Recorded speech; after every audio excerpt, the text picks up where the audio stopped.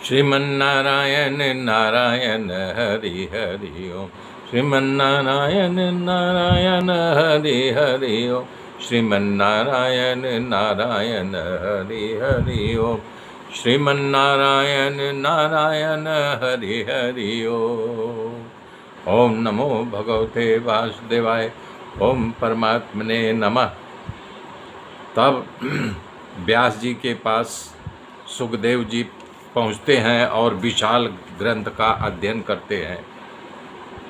और अध्ययन करने के बाद तब जो है वो राजा परीक्षित को कथा सुनाने के लिए नंग धड़न पहुँच जाते हैं गंगा जी के तीरे। अब उनके पीछे तमाम युवक युवतियों की भीड़ थे, लंबे लंबे बाहें, बड़ी बड़ी आंखें कमल के समान।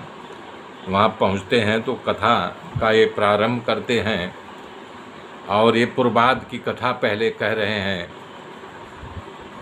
कि महाभारत में सारे लोग मारे जा चुके थे। कुरुक्षेत्र के मैदान में वासुदेव यज्ञ कर रहे थे। उस दिन सूर्य ग्रहण था, सारी व्यवस्था हो चुकी थी। तो उन्होंने पुत्रों को भी जगाया कि चलिए, बोले नहीं आप पिताजी को ले जाइए, हमको सोने दीजिए। तो भगवान सबको जगाते हैं लेकिन कोई न जगे तो क्या किया जाए। तब अश्वत्थामा बोलता है दुर्योधन से, मित्र जी आप चिंता मत करो, निश्चित आपको मैं राजा बना दूंगा। बोले मित्र, तुम्हारे जैसा हमारा कोई मित्र है? बोले मैं आज 5 पांडवों का सर काट करके कलम करके आपके पास लाऊंगा। तो बोला ठीक है। अब पांडव तो यज्ञ करने भगवान के साथ गए हुए, 5 बच्चे मुंह ढक करके सोए हुए थे। अब वो अश्वत्थामा वहाँ पहुँचता है और 5 का सर कलम कर लेता है, वस्त्र में बांध करके लाता है। दुर्योधन के पास जैसे रखता है, जब वो बंधन को खोलता है तो उसमें द्रौपदी के 5 पुत्र के सर को देखता, बोला अरे बाप रे बाप, तुमसे बड़ा तो आतताई दुनिया में कोई नहीं है। खुद आतताई है लेकिन अश्वत्थामा को कह रहा है कि तुमसे बड़ा आतताई दुनिया में मैंने कोई नहीं देखा।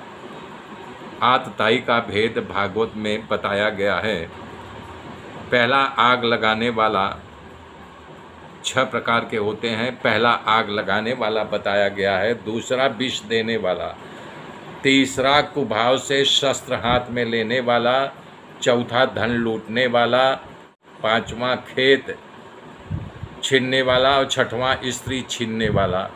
ये 6 प्रकार के आतताई बताए गए हैं।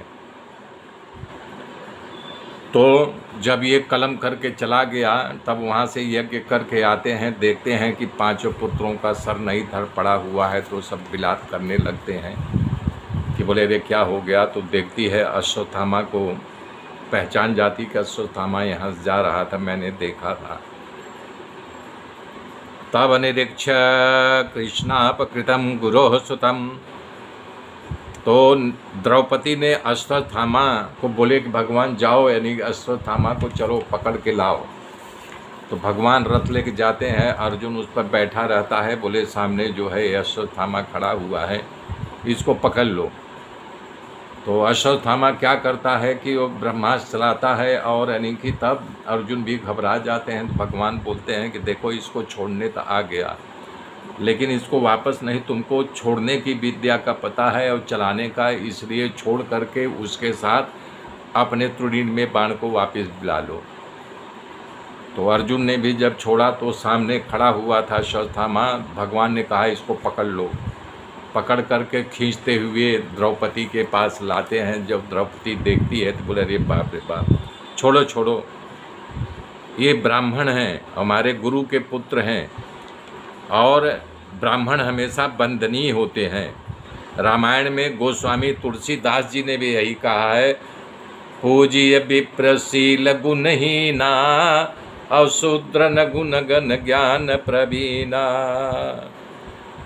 शूद्र चाहे कितना भी ज्ञानी पर पूजनी नहीं होता है। रामायण में यहाँ तक कहा गया, पुण्य एक जग महु नहीं दूजा, और मन कर्म वचन विप्रपद पूजा। मन और वचन से ब्राह्मण की पूजा करनी चाहिए। भगवान परशुराम